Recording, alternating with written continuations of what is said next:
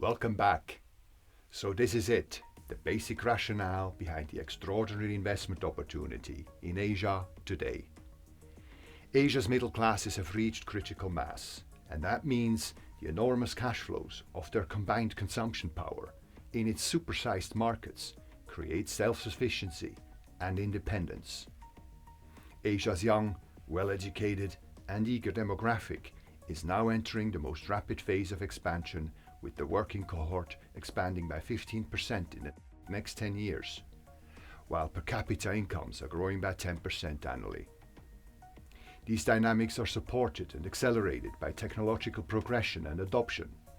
Both youthful affinity and ample cash for investments are speeding up adoption and penetration, which in turn further accelerates growth and expansion. Count to that the awakening of one of Asia's largest economies, India, that has been following in the footsteps of China's success since 2014. And the fact that Asia's leading market, China, is stable and strong, and we don't have to worry about the risk of its financial system collapsing anytime soon.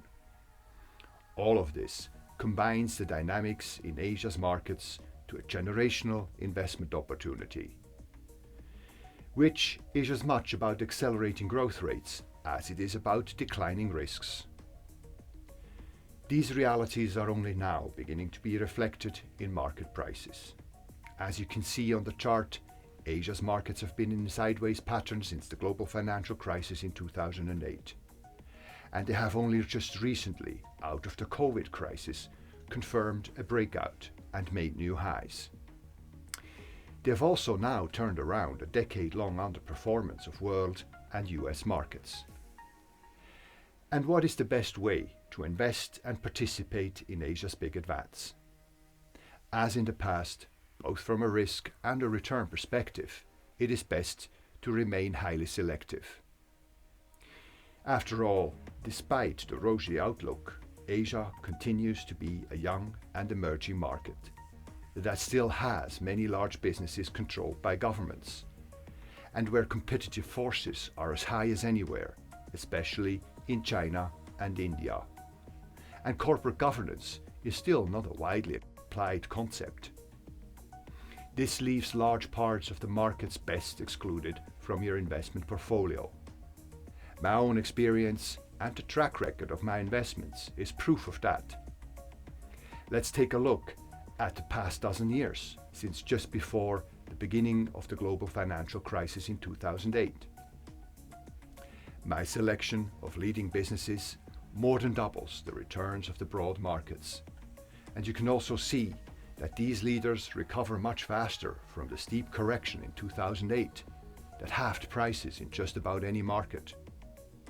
The leaders are back to making new highs in 23 months.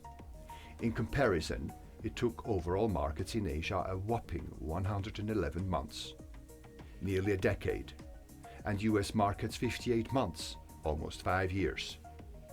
From a practical standpoint, this recovery time is a true measure of how risky an investment really is. And by that standard, my selection is a clear standout. The Emerging Market Blue Chips Fund enables you to hold a diversified exposure of the best Asia has to offer, leading, sustainable, and highly profitable businesses in the fastest growing industries. And the fund is managed by an experienced team with an outstanding track record and a 4-star Morningstar rating. Along with this video, you'll find links to the fact sheet and all relevant documentations. I've also attached a link to a 5-minute introduction of myself, my strategy, and my track record. Thank you for watching.